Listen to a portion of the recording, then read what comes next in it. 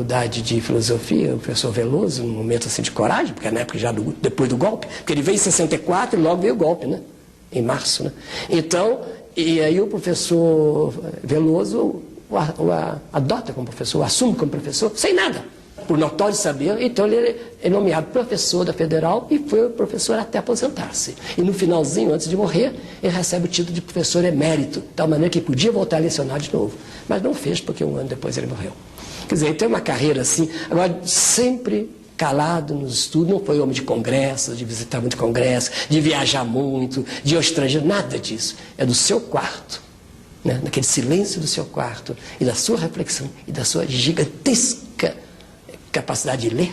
Ele tinha um conhecimento vastíssimo, uma bibliografia, dominava a ampla bibliografia francesa, alemã, italiana e ultimamente bastante americana. Então ele tinha uma cultura enorme. E esse homem realmente marcou a mim pessoalmente, foi o homem que mais me marcou intelectualmente toda a minha vida.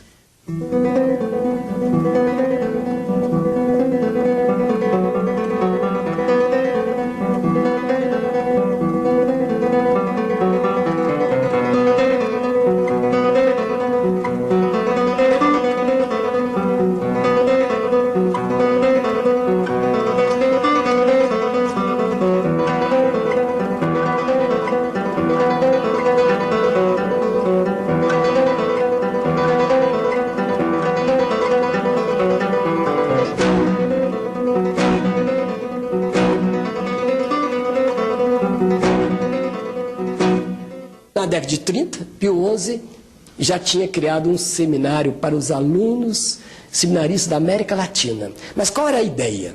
É uma ideia bem colonizadora, bem europeia. Nós vamos levar os melhores seminaristas dos nossos países aqui da América Latina, né?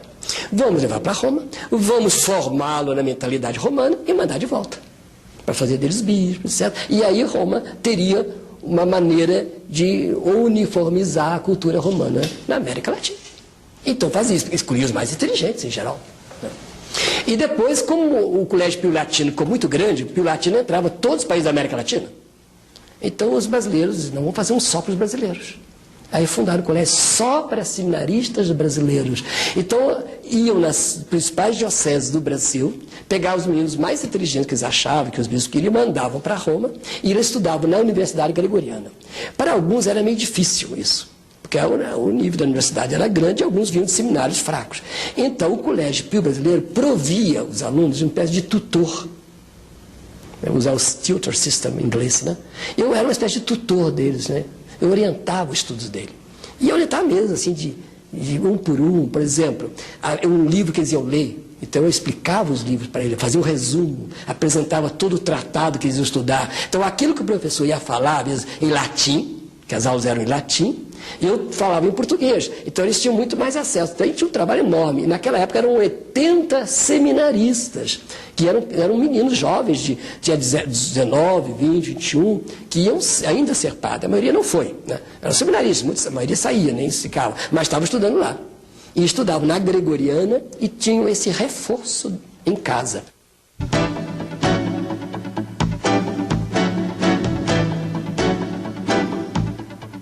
O último concílio que tinha acontecido tinha sido no final do século XIX, né? Então já estávamos quase um século sem concílio. E nesses 100 anos, do final do Vaticano I, que é o final do século XIX, e para já passar a segunda metade do século XX, né, que foi convocado em 62, nesses 60 e tantos anos, o mundo teve 2 guerras mundiais. E nós, talvez, do Brasil, não nos damos conta disso. As guerras mundiais modificaram a mentalidade do europeu. Também no interior da igreja houve muitas mudanças, mas não assumidas ainda no nível macro. Eram mudanças que estavam entrando por todos os lados. É como se na sua casa vazasse água por todos os lados, mas todas as paredes e o teto ainda tudo em pé. Mas já entrava água por tudo que é lado.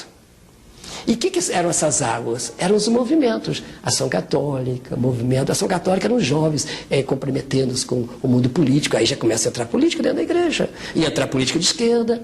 Mas enquanto a parede toda é de direita. Houve mudança na liturgia, começaram a experiência, enquanto a liturgia era em latim, de Costa, etc., já havia experiências novas. A leitura da escritura era muito rígida, ao pé da letra, mas já havia escolas teológicas, o próprio bíblico em Roma começa a dar novas interpretações. Então havia uma série de movimentos modernos dentro da igreja que não configuravam a mudança da igreja, porque eles todos isoladamente não tinham força. Aí aconteceu os famosos aleatórios da história. Veio um papa que é velhinho, portanto que não tinha muitos anos para governar, que não era nenhum intelectual, mas de um bom senso único. Foi João 23. Ele contou para o secretário dele, porque o secretário nos contou a nós, isso, por isso eu sei, assim, em Roma eu estava lá, que quando ele foi feito papa, ele disse o seguinte: olha, eu não tenho cultura para discutir com esses grandes bispos e cardeais. Não tenho. Sabe o que eu vou fazer? Vou pôr todos juntos e eles resolvam. Aí veio a ideia de convocar o concílio. E de fato convoca. Agora discutam. Até diz para um grupo de bispos: discutam à vontade. Não saiam da caridade, mas discutam à vontade. Então o concílio foi aquela ocasião histórica que todas as forças inovadoras da igreja com as forças conservadoras se encontraram juntos. E agora? Vamos discutir. As conservadoras eram bem conservadoras, mas as inovadoras estavam crescendo. Então o Vaticano II foi um movimento muito interessante. Começa aquela força conservadora enorme, pensando que ia acabar o concílio num mês, 2 meses, acabar tudo e sancionar todo aquele conservadorismo. E as forças novas entrando lentamente, né? E aí entra uma figura de 2 bispos da América Latina. É bom que fica na memória, porque já morreram os 2, Helder Câmara e Monsenhor Larraín.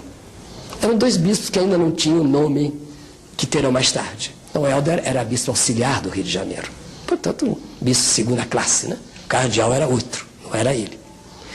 E ele chega em Roma, como muito inteligente, percebeu: o concílio está feito pelos conservadores. Eles vão votar e vão para casa e fica tal qual e não muda nada.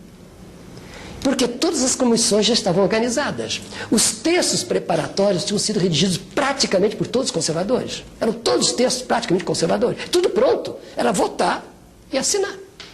Ele disse: não vai dar. Mas nós não podemos fazer nada, eu sou um bispo auxiliar. Então ele foi visitando aqueles grandes cardeais da França, da Holanda, da Alemanha, e disse: por que vocês não levantam e dizem: não, nós temos que fazer um concílio diferente. Nós temos que pensar, ter uns 2 dias para conversar, para discutir, antes de começar a votar. E organizar os nossos grupos de discussão. Aí a primeira sessão levantam naqueles grandes cardeais e fala isso. Já abala os conservadores. Outro, pá. Outro, pá. Aí tiveram que deixar um tempo, vamos dizer em linguagem brasileira, para uma grande fofoca. E aí começa a remoer tudo. Então, acaba a primeira sessão, o concílio está bem longe de acabar. Bem longe. Promulgaram 1, 2 decretinhos. E aí um concílio que demorou de 62 a 65. Então, na primeira sessão, eu não estava. Eu estava na França. Entende? Quando retomou em 63 a 2ª etapa, aí eu tinha chegado a Roma. Então, eu assisti à primeira sessão da 2ª etapa. E que foi a primeira sessão de Paulo VI. Porque naquele ínterim morreu João 23. João 23 só viu o começo e morreu. Aí elegeram Paulo VI. E a grande dúvida é se ele convocaria ou não o concílio. Porque morrendo o Papa, o concílio acabou. Aí Paulo VI reconvoca o concílio.